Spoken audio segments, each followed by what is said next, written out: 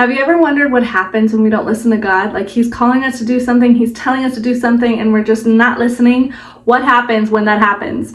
In this chapter, you guys, we're going to dive into it, so stay tuned. Make sure you hit the bell before we begin.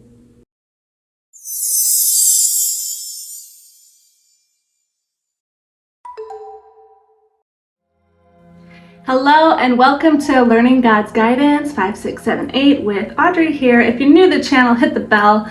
Today's video is quite exciting. We're diving into Genesis 19.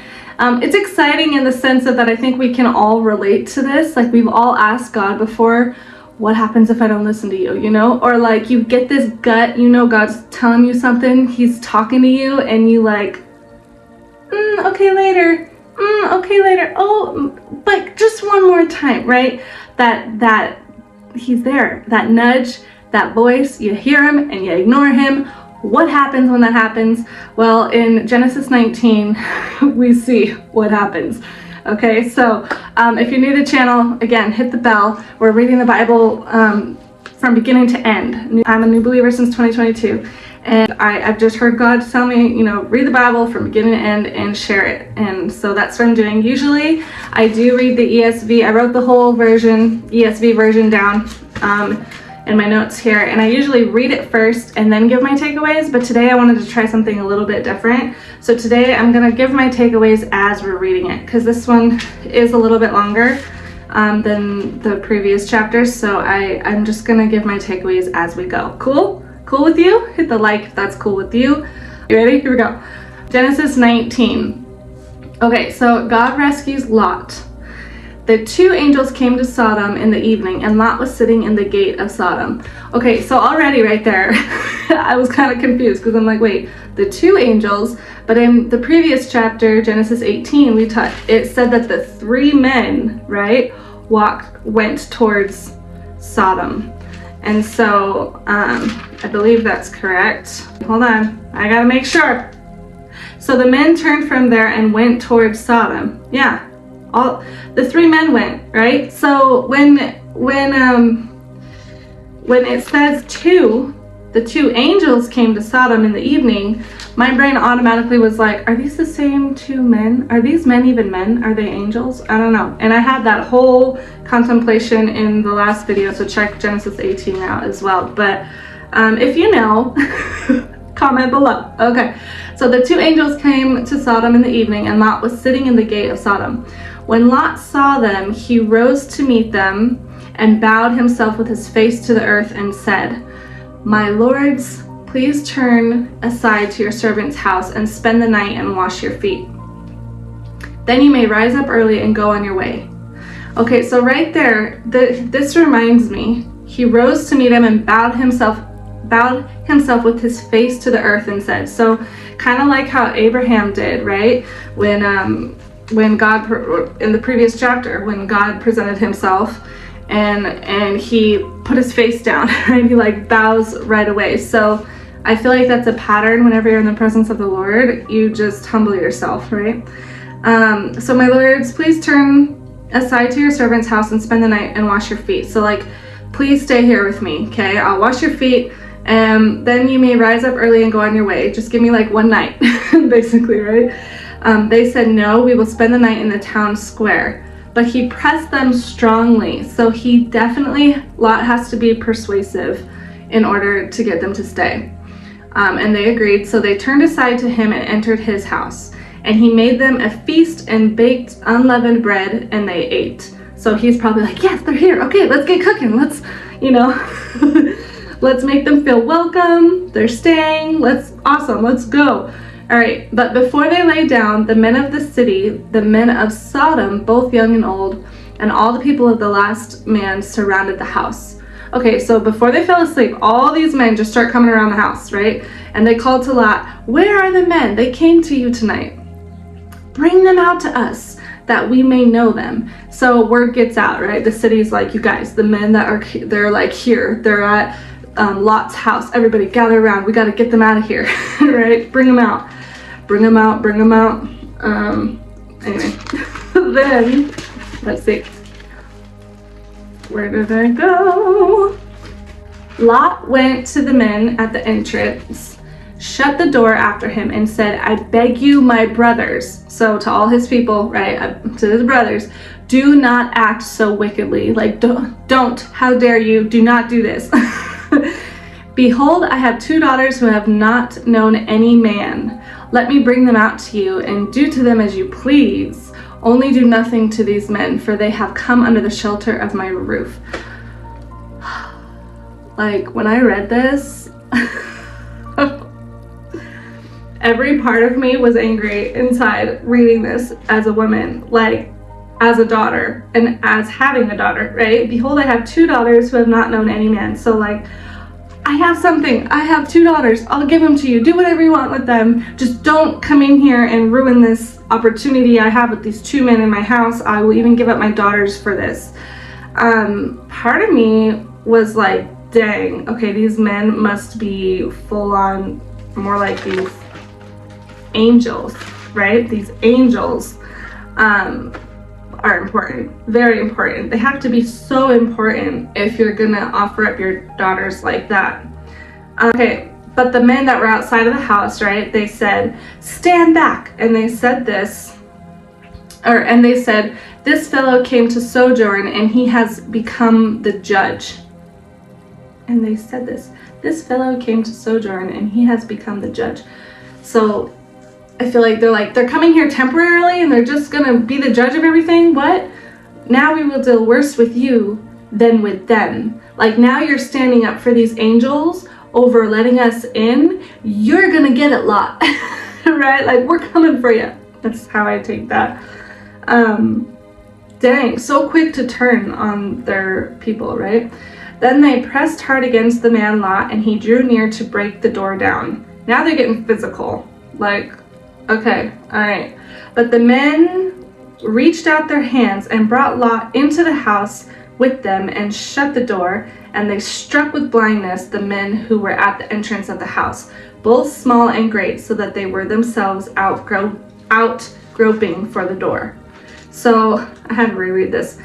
But the men reached out their hands. So the men, I feel like they're referring to, and brought Lot into the house with them and shut the door, was the angels. The angels brought Lot back in, shut the door, and then they struck blindness to the men that were at the entrance of the house, all the other men that were trying to get in, both small and great. So all sizes, these angels had power. They were like, we're blinding you, right? So that they were, and then so that they wore themselves out groping for the door. So the angels knew how to make them tired of trying to get in.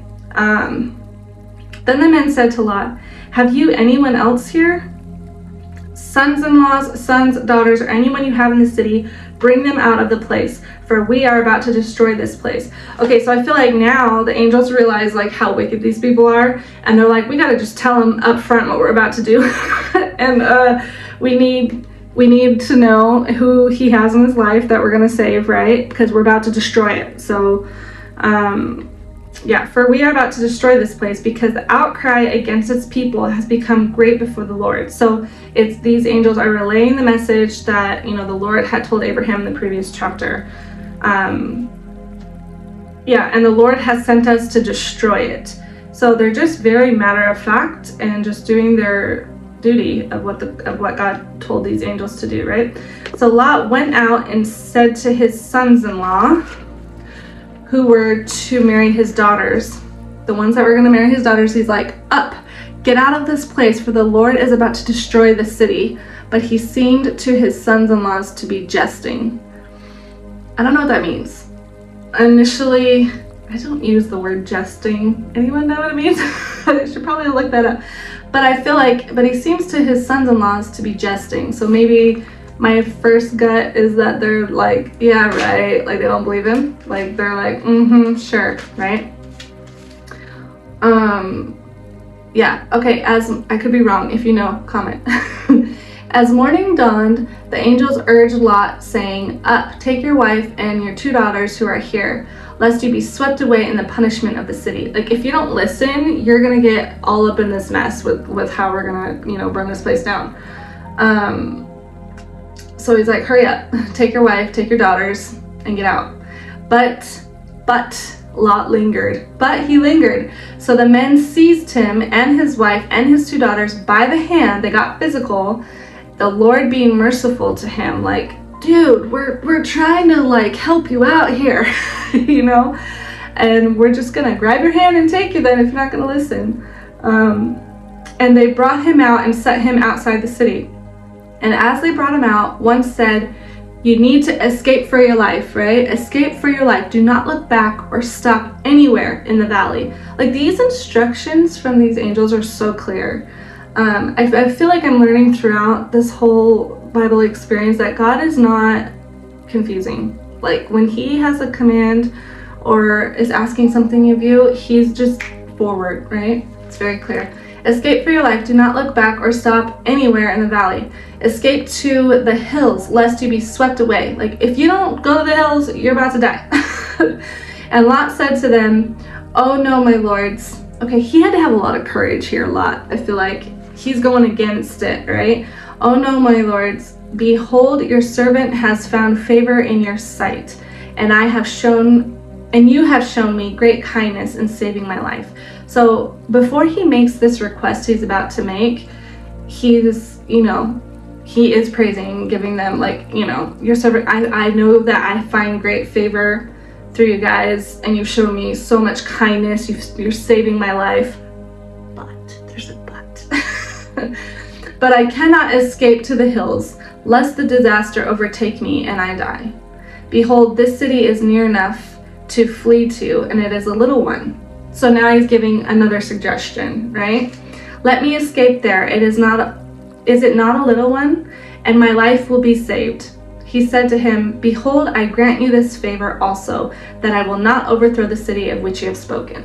Okay, so in this little section, I'm going to pause there for a minute, because I had this thought, like, Lot, these angels are flat out telling you, you need to go. Like, you need to get out of here fast. We came here and, we're letting you and your family and your daughters and your wife and everyone, like, live. Hurry up and get out.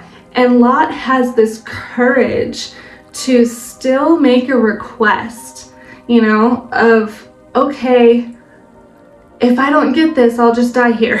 More like an ultimatum. But the communication between the two, I feel like even from Lot's perspective, he was also very clear on what he knew he wanted. He wanted to be in the little city, right? And I'll be saved if I go there. Or maybe the angels just didn't have that idea there, and he's like, hey, what about here? And then they're like, yeah, sure, why not? Okay, we won't burn that place down either. But either way, I just found that even Lot in all of this had a lot of courage too to make that kind of request. And it had me thinking of how many times that, like, we ask something and we do get what we want, or we know that we're being blessed, or like that there's so much grace on us, but we also have this, like, but it would even be better if, right? And then we hold back from actually asking that. Like, for example, in real life, if this was like how you felt about your boss or something, like, oh yeah, we're gonna give you a raise, and you're like, okay, can it be this much?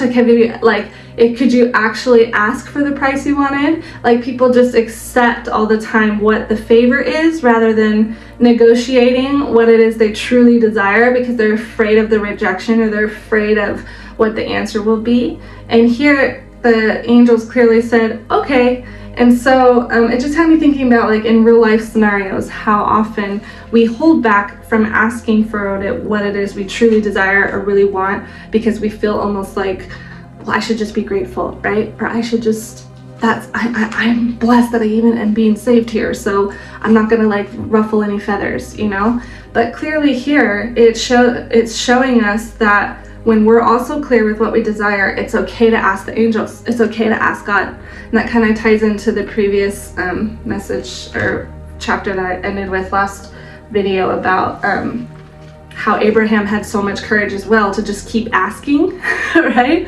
And God still answers, every time. So anyway, in this case, they granted him this favor, right? He said to him, behold, I grant you this favor also, that I will not overthrow the city of which you have spoken. Escape there quickly, for I can do nothing till you are there, till you arrive there. Okay, so he's like, hurry up, go. Can't do anything till you get there. You better hurry up. Therefore, the name of this city was called Zoar. Okay, next part. God destroys Sodom. The sun had risen on the earth. When Lot came to Zoar. Then the Lord rained on Sodom and Gomorrah sulfur and fire from the Lord out of heaven. And he overthrew those cities and all of the valley and all the inhabitants of the cities and what grew on the ground. But Lot's wife behind him looked back and she became a pillar of salt. Okay, so this is when it pops off. Like, this is when it goes down. Like, everything just gets destroyed. Like, the angels fulfill God's promise and listen to him, and they do what they're told, and they destroy this entire city with fire, sulfur, bye-bye Sodom and Gomorrah, and the only request was that they continue, they get out of there, and they don't look back. Like, we are saving your life, do not look back. And what does Lot's wife do? That curiosity literally killed her, right? She's like, but my city, can you imagine? She's just like running or walk. I feel like they're running. I would be running, right? I don't know. You'd be like, you got to get out of there, and you're going, and then you're just like, just let me look, like, just let me look. And then she knows she's not supposed to look. The instructions were very clear not to look, and she turns, and just imagine salt to the ground, just like disintegrated. I imagine like a movie special effect, like she just literally dissipates the moment she looks. And part of me is like, again, I'm literal, right? But in this case, this one's hard for me to imagine this literally happening. But so even figuratively, but Lot's wife became behind him, looked back, and she became a pillar of salt. Like, I imagine the initial, when I think salt, like disintegrated into salt, and then I think also a pillar of salt, like she just froze, right? Like something very strong and sturdy and like a salt, like material, anyway. There are many ways you could look at just that one line of how the moment you look back on something that you are leaving, you're going to become this new person. You're going into a new chapter of life. You've got a new job. You've got a new boyfriend, a new girlfriend, and a new house. You moved, a new location, a new something, a new calling, right? Whatever it is that you are being called to do, the Lord gave you a very clear command for you to get out of there. You got to go, but do not look back. Because the moment you look back, it's like you've jumped back into the timeline that doesn't exist anymore for you. That's the old you. That's the old city of where you were. That's the old version of you. And God's calling you here to say, hey, come here. I got a new life for you. Pay attention over here. Only look here. Don't get distracted by looking at your past. Everything I have for you is now and your future. Stay looking ahead, right? Do not get distracted. Do not let the curiosity of what you're not supposed to do get the best of you. On the flip side, I do think curiosity is good for us in other scenarios, right? I think it's good to be curious. But in this scenario, this was not the time to be curious. This was the time to look ahead and stay moving forward. And it also just shows the humanness of Lot's wife, of how often we want to look back and just one more time, just one more memory to remember, I just have to see what happened, and whatever our situation is, it's hard to let go of that past, especially if your whole life was, there. Everything you ever felt, everything you ever knew was that old you. And how many years you spent on that old you, right? And now you're being called to this new you, and you're being told not to look back at the old you or look back at the city where, you're home. Like that, there's just so many ways to look at this one verse alone. And it's very clear that, boom, pillar of salt, that was, you denied it. You denied the command, you ignored it, you tried to do it your way, and God's like, well, I told you. I told you what I told you what to do. I told you what to focus on. I told you what to do. And this story, I think, is just a reminder too of how strong God's power is and how much vision he has over where we're at. Again, back to the timeline, back to the way that we view time, linear. He views it from aerial perspective. He knows already, right? So it's like a simple for him, like just do this, just do that, da da da da. And okay, she didn't do that. So this is her path now for this path that she could have took. If she could have went this way, this would be the different path. I feel like, my opinion, there's many paths of how we could have moved forward. She could have zigzagged her way there, you know. She could have went in a straight line. She could have leaped. She could have jumped. She could have, you know, just not looking back was the only thing that she was told not to do, which then also reminds us of Genesis in the very beginning. You know, you have all this abundance of trees. Do not touch the fruit. Do not go to the tree of knowledge of good and evil, right? And so, yeah, we see throughout that we have this pattern of disobeying God and what happens when we do. So anyway, I wanted to spend a little bit time there because that was a huge part of this chapter, I feel like. Okay, continue on. And Abraham went early in the morning to the place where he had stood before the Lord. And he looked down toward Sodom and Gomorrah and toward all the land of the valley. And he looked, and behold, the smoke of the land went up like the smoke of a furnace. So he's just like probably standing there pondering, looking over the entire city of just like it in ruins, and just being probably completely overwhelmed with how accurate and on point God is with what he says he's going to do, right? So it was that when God destroyed the cities of the valley, God remembered Abraham and sent Lot out of the midst of the overthrow when he overthrew the cities in which Lot had lived. Now I have to, as I was reading this, guys, I'm going to be completely honest, I was a little bit confused because I thought earlier in, I can't remember what chapter it was, when, you know, Abraham goes and saves Lot, right? It talked about that earlier in Genesis and how, and then that's when Abraham, he took the 318 men, went in and got all their possessions back and all that stuff. My brain was thinking, wait, so is this a breakdown of that? Or is this separate? Is this a separate event, you know? Are these tied? Because in Abraham went early in the morning, here, you know, God remembered Abraham and sent Lot out of the midst.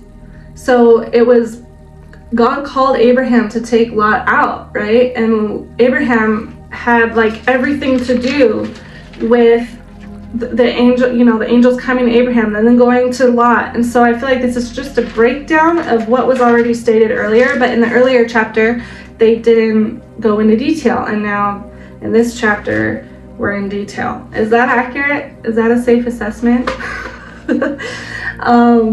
Yeah, I was, okay. Anyway, if you know, comment below.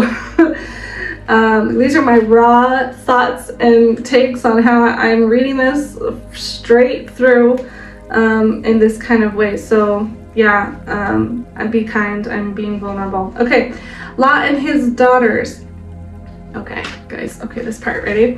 Now Lot went up out of Zoar and lived in the hills with his 2 daughters, for he was afraid to live in Zoar. Okay, so this part I was a little bit like, dude, you were the one who said you wanted to go live in that city.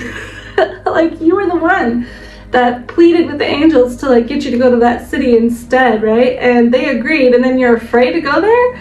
Like, what? So he lived in a cave with his 2 daughters, and the firstborn said to the younger, okay, wait, hold on. My brain just had this thought too. So he lived in a cave. He was so afraid that he lived in a cave, and his 2 daughters ended up not being around other men because of his fear, right?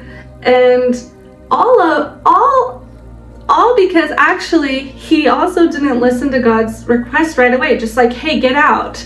And then he had all this other, well, can I go here? Can I go there? And then he goes there and he's like, I'm afraid, let me go in the cave.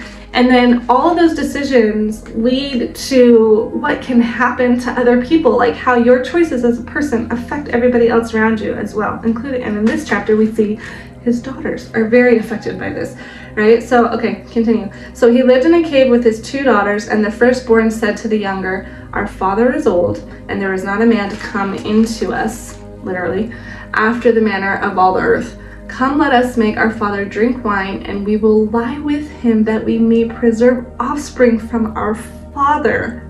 So they made their father drink wine that night, and the firstborn went in and lay with her father. He did not know when she lay down or when she arose. So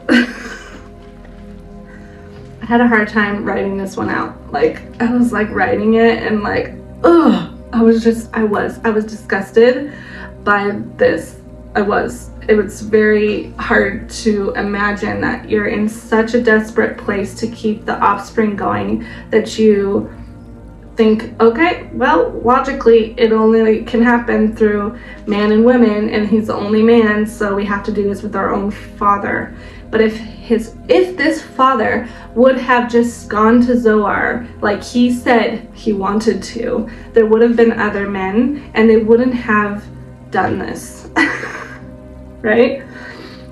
And they were like, yeah, we got to get him completely, like, he cannot remember this. We need to block him out, right? And I imagine they would probably want to take some too, so they didn't have to remember it either. But at the same time, this is their idea. Like, what? Like, they're that desperate. That's the only idea. They don't even try to convince their dad, hey, let us out of this cave. Hey, there's men in the other city. Hey, I mean, who knows? Maybe they did. We don't know. It doesn't say.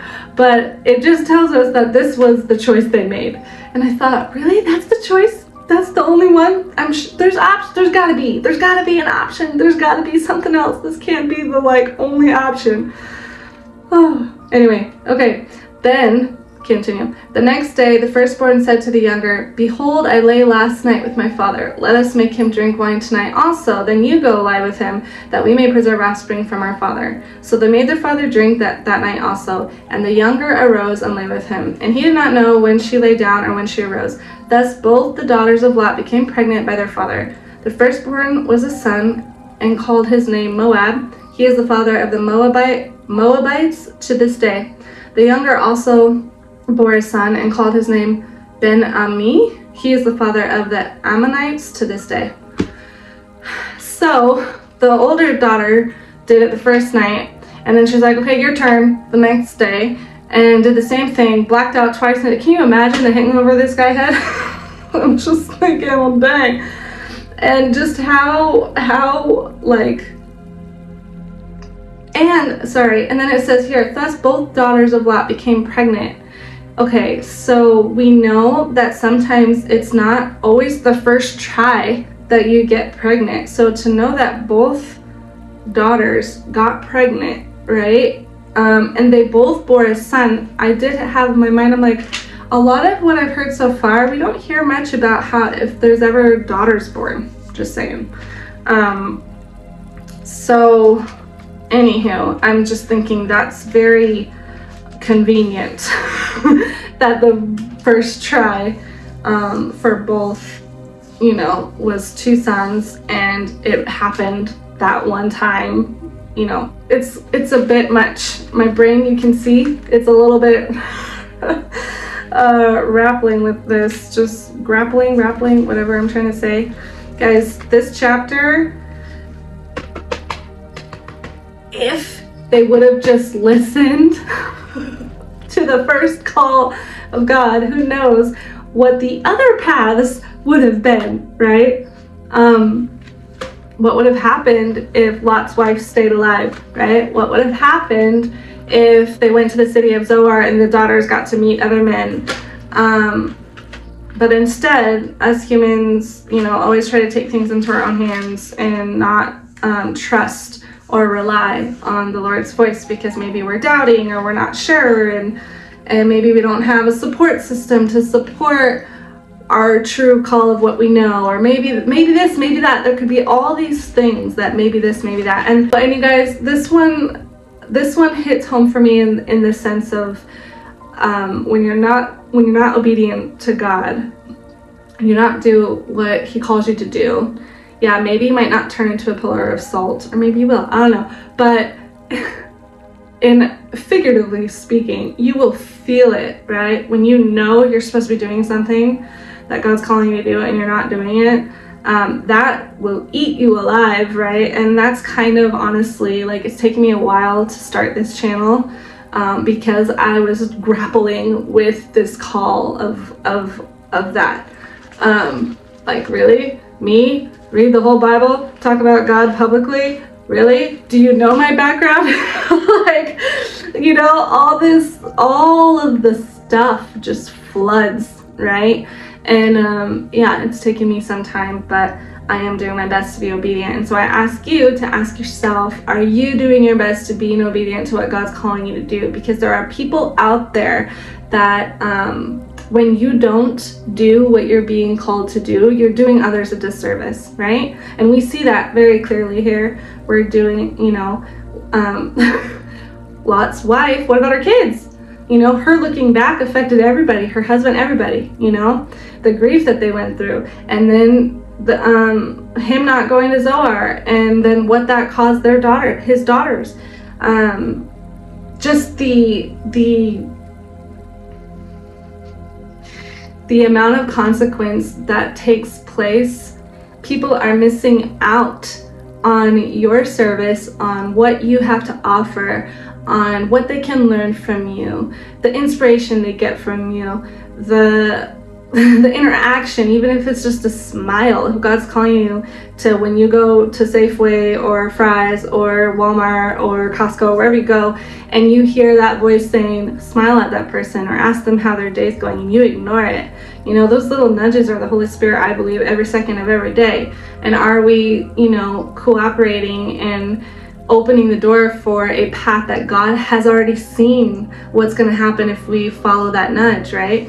Are we bold enough to walk in that kind of faith with him and obedience? And yeah, just remember that. I feel like just remember that. I'm talking to myself here, people. Just remember that that there are people out there that need your calling, that we are all one and in this together. Yeah, there's my little preach for the day. On my take on Genesis 19. I hope it served you. I hope it resonated with you, the lesson out of it. And let me know below what you took away from it, and help a sister out with the parts that I was a little bit confused on. I really would appreciate some feedback on that. So anyway, hope you guys have a great day, and I'll see you in chapter 20. Make sure you hit the bell. And if you're interested in how I'm memorizing scripture, go check out the playlist, Memorizing Scripture. Those are all the red thumbnails you'll see on my channel. It's super fun how, you know, when you integrate movement with the word, it sticks. So that's been really fun. Anyway, check those out and share this with a friend and comment below. You know, all the YouTubey stuff, and I'll see you guys in the next video. Bye.